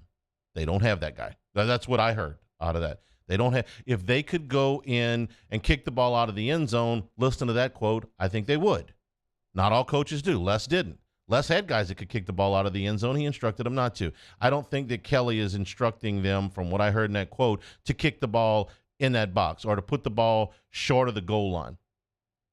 And also you have, with the hang time now, the rule that was not in place when Les was the coach here, which is you can fair catch the ball on the kickoffs and bring it out. So they asked him about changing kickers. I think they were talking about maybe changing place kickers. Right now, you just got to try to, like you say, you got to coach it better because they don't apparently have a guy that can kick it out of the end zone on demand. He talked about coaching better on field and punts. He says, and I got to get involved. Ooh, that was interesting. I get it. Brian Polian's public enemy number one after the game. I did a post game. Okay, I hear people. I watched the game. I wasn't terribly impressed with what LSU special teams have looked like. Kelly says we got to coach it better. Your feet are on the 10-yard line, and you're not moving them. They moved them. The fielding the punt on the 5-yard line was bad enough, but the fact that the momentum of the returner was going back towards the goal line was even more troubling. I thought he had a good explanation on the punt that they fell on. Yeah, they could coach it better, but the kid's trying to make a hustle play. He thinks he's doing the right thing. It's hard to fault him. I thought he had a good explanation for that. So they gotta coach it better across special teams. They've done some nice things. The falling on the punt inside the 10-yard line was a huge play in the ball game. There had way more problems than big plays for LSU on special teams so far. He's got to get involved himself. His words. Talked about Harold Perkins as a pass rusher. So he talked a little bit about moving him out and some of the times that they will bring him off the edge. I thought Perkins' most impressive play was on a blitz up the middle on Saturday night. He ran a beautiful stunt, and there is a back that is assigned to him. It was not a busted assignment where a player comes free. Okay. Sometimes you say, well, hey, he had 2 sacks in the game. Yeah, there were two times where they assigned air to block the guy. That wasn't the case here. They had a back that was stepping up in the hole to pick up the blitzing linebacker. And here comes Perkins, and he makes a really nice little sidestep move, uses his forearm shoulder to get by the guy, and he brings a ball carrier down. It was a really nice play. That's not an easy play to make. Coming at that speed up the middle, there's traffic on either side of you, and there's somebody assigned to pick you up, and you defeat that blocker with enough time to take the ball carrier down. That was really well done. I got no problem with bringing Perkins off the edge from time to time. Like you say, he's not going to replace Ojulari, who had a phenomenal game the other night, but if he's versatile. It's a wonderful, wonderful thing to have a guy who can do multiple things well. Talked about in the secondary, Jay Ward and Greg Perkins basically switching positions and how it improved the communication.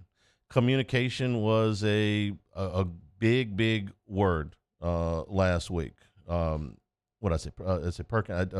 Greg Brooks. What did I say? Greg Perkins. I said Perkins. I meant Greg. You know what I meant, Mario. Yeah, close enough. Bro, Mario gave me a look like, I thought you were done talking about Perkins. I thought you were talking about Brooks. I meant to say Brooks. Essentially, Ward and Brooks have switched positions, and it has improved the communication back there, and Ward certainly looked more comfortable. SEC Player of the Week, okay? So no problems with that. Again, just like the offensive line, it took them a few weeks to find the right combinations.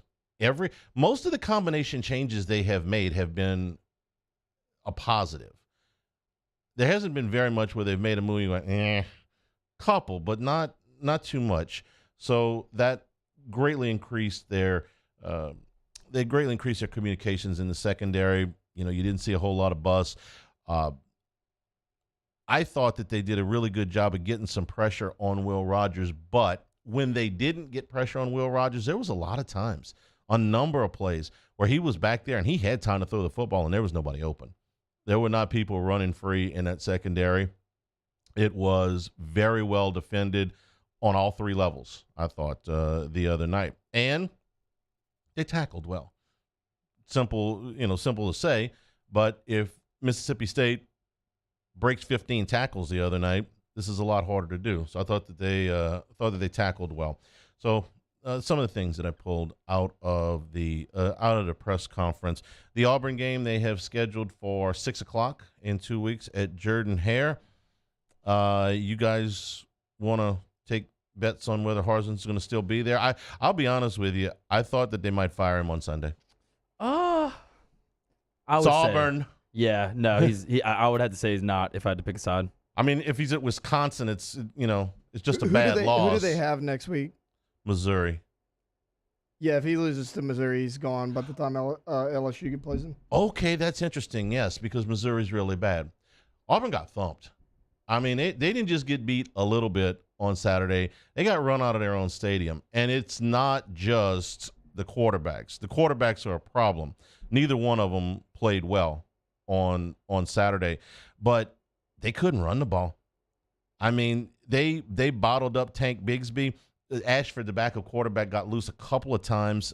He had one particularly long run, but for the most part, they couldn't. And Finley had one really nice run for a first down in the first half. But for the most part, they couldn't run the football, and Penn State ran all over them. I mean, they were just pounding away. You know, every time you looked up, Penn State was ripping off a 6-7 yard gain. It wasn't just one long gain and a bunch of, the rest of the time it wasn't flukish. They pounded away at them. Look, your quarterback problems, you're not alone. If you can't run the football and you can't stop the run, that ain't Auburn, man. I've been watching Auburn play football for a long time. When I see an Auburn football team, I expect a team that is going to be physical up front. They run the football with big, powerful backs. They've got an assembly line of running backs, going back 50 years. Well, they got a pretty good back in Tank Bigsby, but they're not running the football, and they're not stopping the run. So it would be real easy to just say, well, you know what, the quarterbacks aren't very good. No argument, but that's not all of Auburn's problems. That'll be for next week. So Harsin, I wouldn't have been surprised. I mean, I know Herm Edwards got fired. Okay, we're averaging one firing a week here in September. Frost got the ticket 2 weeks ago. This week it was Herm Edwards. You asked me at noon on Saturday, who's most likely to get fired? You showed me the scores. I'd have said, I don't know if Harsin's going to make it to church tomorrow. You're right, Taylor. I think if they miss against Missouri, who's not very good at all, I think you're probably right. To catch a couple other notes out of the Southeastern Conference, A&M changed quarterbacks. Max Johnson, nothing special the other night. He was 10 out of 20 for 140 yards, but he didn't make any real big mistakes. And A&M was very physical, I thought, up front. Really took it to Miami. Now Miami had some special teams problems. They missed a couple. They missed a field goal and had a field goal blocked. So it's not like they never moved the ball. But A&M did a really good job on Van Dyke, who I think is one of the better college quarterbacks. So improvement there. Florida survived against South Florida. Really, the game probably should have gone into overtime. There were two things that happened. Number one, inside of the 20-yard line, South Florida snapped the ball past the quarterback. It cost them about 15 yards, so they had to line up for what was a 48-yard field goal, and the snap hold was awful. Not only were the laces off, but the ball was laying on its side, and the kicker for South Florida actually got it there. I was impressed when I saw the replay. He's got laces out and the ball leaning sideways, and he gets a 48-yard field goal. He had enough leg on it, and he didn't really miss it all that far to the right. Florida really survived in that one. And then, of course, Georgia, easy win. Alabama, easy win. Kentucky, easy win. Arkansas struggled with the Fighting Petrinos. Didn't see very much of that game, just a few of the highlights, but I'm just guessing that it was an emotional group from Missouri State with Bobby Petrino. You got to like the trolls at Arkansas, though. They ran a promotion on Saturday night. Family night. You got to appreciate creative trolls, right? You think they put the picture up of him with the neck brace and the abrasions on his face? Probably not. Ole Miss easy. Missouri, not really all that easy against Abilene Christian, but they won. Missouri's not very good. But the most important game in the Southeastern Conference this weekend, by far, Vanderbilt got their third win. That made some people very happy. I won't say that I was one of them, but I was one of them. Got to their win total of 3. If they didn't get Northern Illinois, it's going to have to wait for Missouri week for them to really have a chance. Some of the things that went on in the Southeastern Conference this weekend. Anchor down, baby. 3 wins. You don't have to get any more. Made your quota. We'll take a break. When we come back, I'm going to kind of sidestep the questions. I want to talk about a friend that we lost over the weekend when we come back. This is Hanny Time, 104.5 ESPN Baton Rouge. This is Hanny Time. Big Mike's in Denham Springs. Part of the very fabric of Denham Springs, a sports bar and grill over on Aspen Boulevard. Daily lunch specials. If it's a little bit too late for lunch today, you get it with red beans and fried catfish if you're going in there today. Tomorrow it's shrimp and grits, and on Friday it's the boudin burger.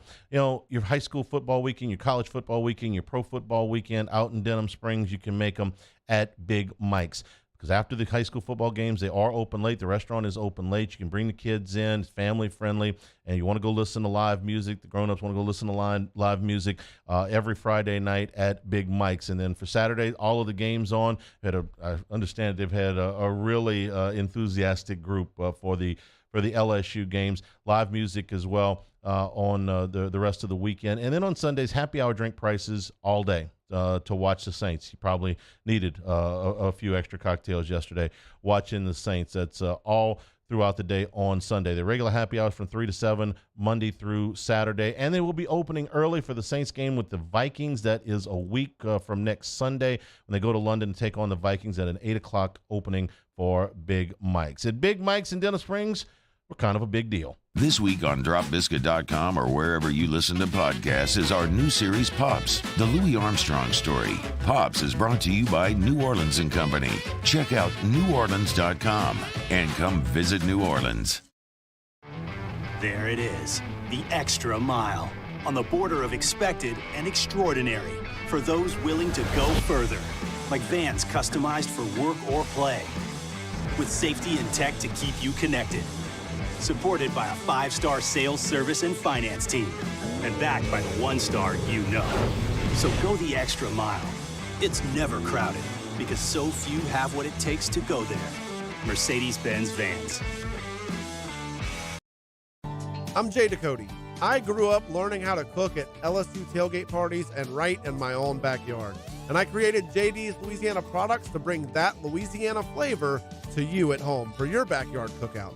JD's Louisiana barbecue sauce, Louisiana molasses mustard, spicy and sweet barbecue rub, and more are available at your local supermarkets or by logging on to jducote.com/shop. Put in promo code CST for 25% off at checkout.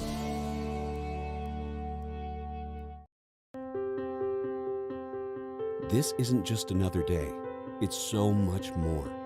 Kelly's life was put on hold when her auctioneer primary care doctor discovered a rare blood disorder. Her doctor connected her to an auctioneer care team of cancer, heart, and kidney specialists. With multiple primary care locations around Baton Rouge, same-day appointments, and online scheduling, we're relentless about keeping you healthy. Auctioneer Baton Rouge, innovating healthcare for Kelly.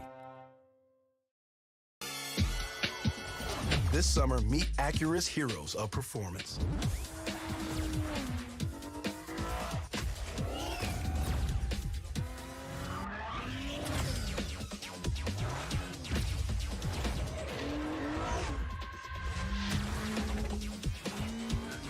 Only available at the Acura Summer of Performance. This summer, visit your local Acura dealer for attractive offers on the MDX. I've been doing business with Luba for 25 years. They're dependable, trustworthy. It's just the attention to detail with our clients. Our folks have years and years of experience. They're highly trained professionals. But many companies have that asset. What I'd like to think makes Luba a bit different is that we use those talents in a way that truly is dedicated to serving the needs of the folks who depend on us. Gulf Coast Office Products is a nationally recognized Savin office equipment dealer based right here in Louisiana. Over 100 employees strong, Gulf Coast has the boots on the ground to support all vertical markets from education, engineering, legal, and finance. With the latest in office technology from desktop to production segment units, Gulf Coast and Savin have the perfect fit for you. Call 225-756-2644. That's 756-2644. For a Monday edition of Hunt and Hill, we'll be on after Brian Kelly's press conference reacting to Tigers and Dogs and Saints and Bucks. Hunt and Hill, 1 to 3 weekdays, 104.5 ESPN Baton Rouge.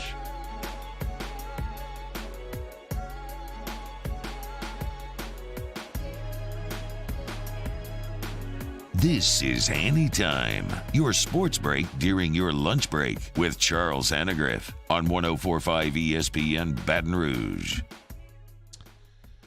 We lost a dear friend in our industry on Friday. Charles Barbary, everybody knew him as the Rooster, passed away on Friday. Charlie was one of the first people that I met when I got into Baton Rouge radio, roughly 30 years ago. He was doing a show with Jimmy. They were doing a midday show. I was doing a mid-afternoon show. Was working in on the late afternoon show. Anyway, for those, he's been retired for quite some time. It's been a while since he's been on the air. He passed away on Friday. So if you're new to the area or if you haven't been listening for a while, you might not have heard him because, like I said, he's been retired for a while. But Charlie was instrumental in putting a lot of high school sports on both radio and TV. He did a nighttime TV show. And I got the chance to work with him on quite a few games. In fact, the first game I ever did play-by-play solo was organized by Charles Barbary. And he put we did a game over at Parkview. They were playing Catholic of Point Capita. This is at the old Parkview Stadium, and the press box wasn't very big. And we decided it'd be a good idea to go do the game from the roof. And that worked just fine until it started raining in the third quarter.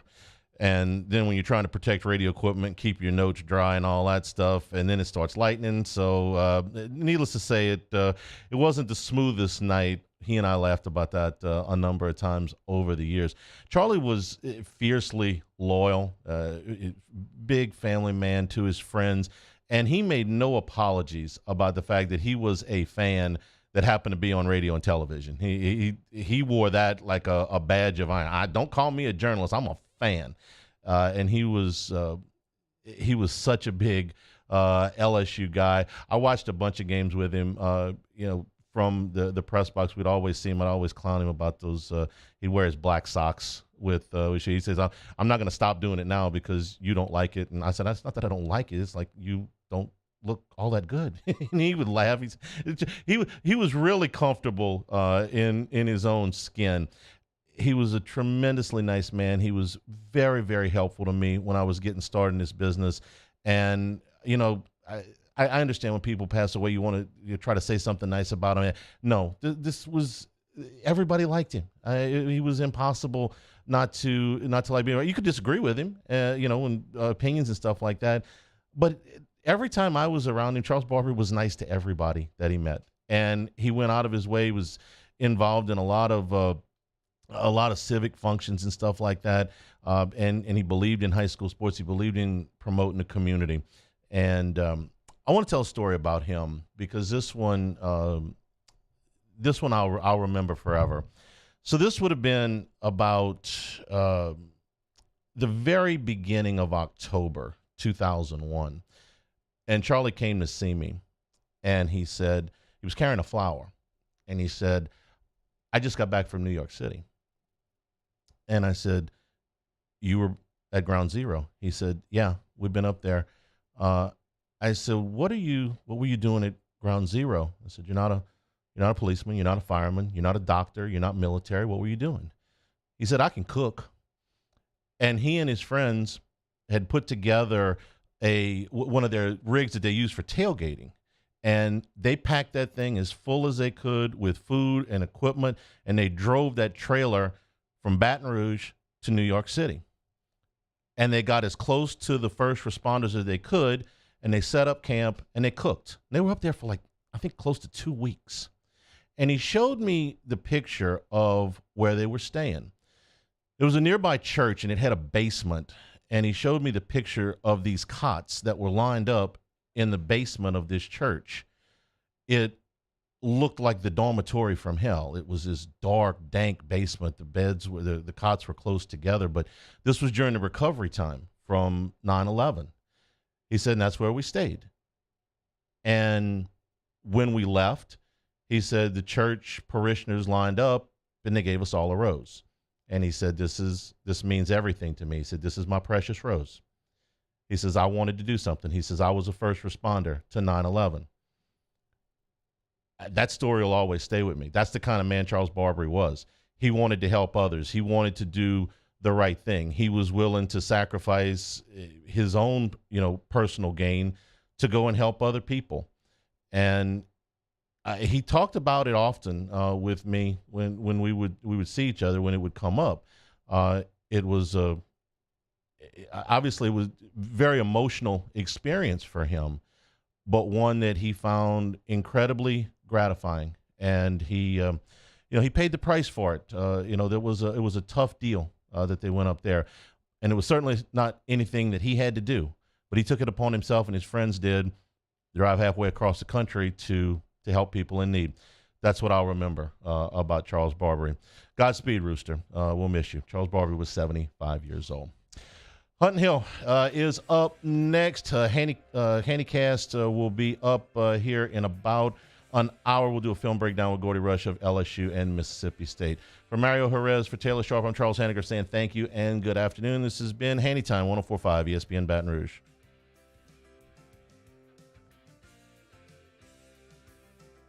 This is Hanny Time.